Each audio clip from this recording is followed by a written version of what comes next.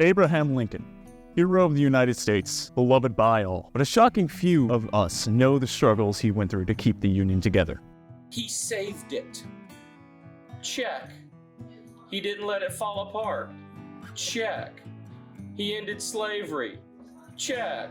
Also, he started the IRS, but not the IRS, but income tax. Never good. It's a massive impact. I mean, historians have written entire books and books and books. At the tumultuous beginning of the Civil War, the Confederates mounted a blistering offense against the eastern side of the Union, which Lincoln notoriously struggled to properly defend. Looking at the Eastern Theater, he handled it, I'm going to have to qualify the statement, as well as can be expected. See, here's the thing. The president is a civilian leader of the military, and he had to go through multiple generals in order to find one who could carry out his vision of prosecuting the war. However, the Union persisted, managing to fend off strike after strike from formidable tactical opponents. In time, though, under the guiding hand of Lincoln, a new facet of American military would change how the war was fought. I think that one of the things that the Union Army did is they didn't bring out their Mage Corps soon enough.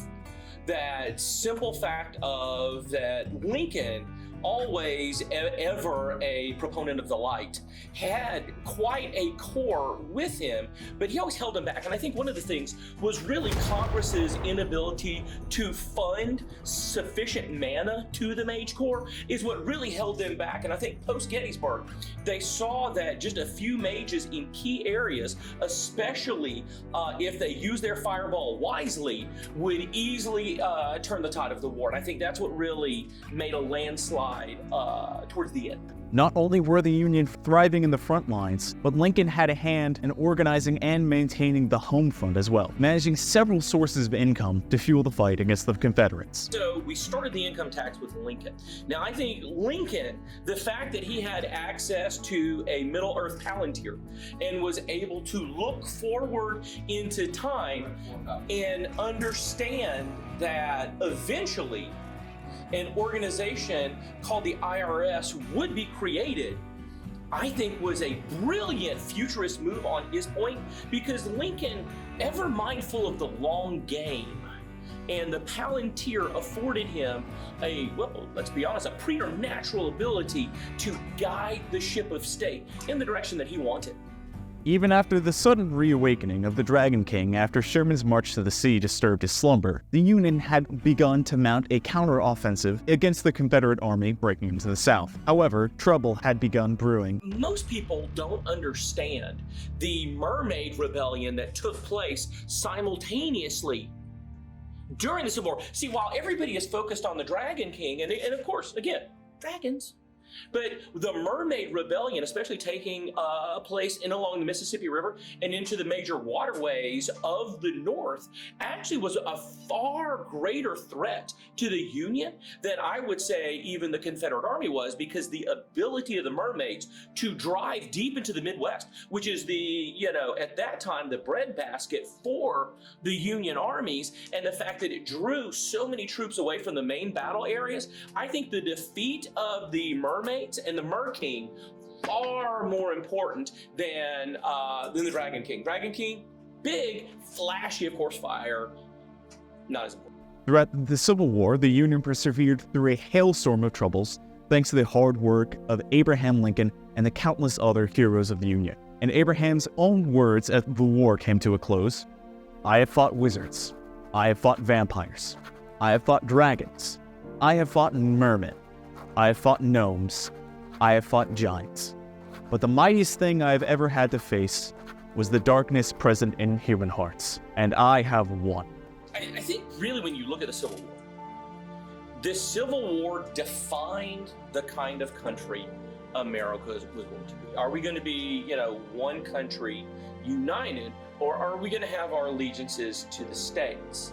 Now, that being said, it also assured that the Dragon King and the mermaids would not completely have their sway. But again, I'm not really firmly convinced that threat has been defeated, because, I want to say it's the next planetary alignment with the astral plane that could potentially re-release the dragons and the mermaids. So I'm actually not sure that that threat is gone, but I think the unity that was brought forth by the ending of the Civil War successfully under Lincoln really primed America for the trials and tribulations of the modern era.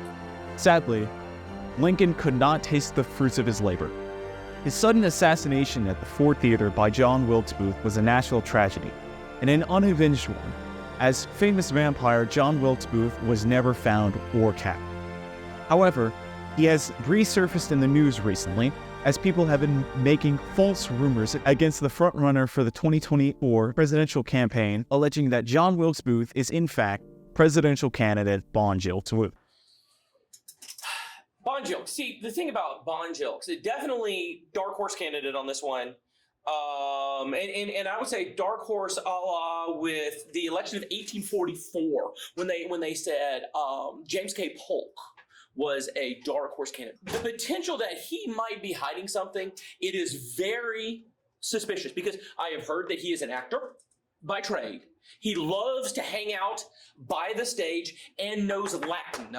See, you gotta watch that, because Latin, let's be honest, unless you're really studying for the SAT or become a doctor, who really knows Latin anymore?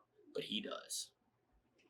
Mr. Andrew Cole made these assertions about Bonjilks.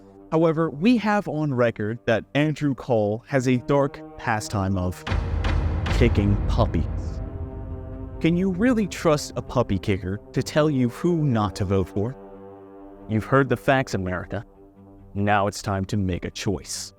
This message has been approved by Wilkes Booth and endorsed by non-vampiric presidential counsel for Wilkes Booth. Wilkes Booth, the only candidate who's a real killer.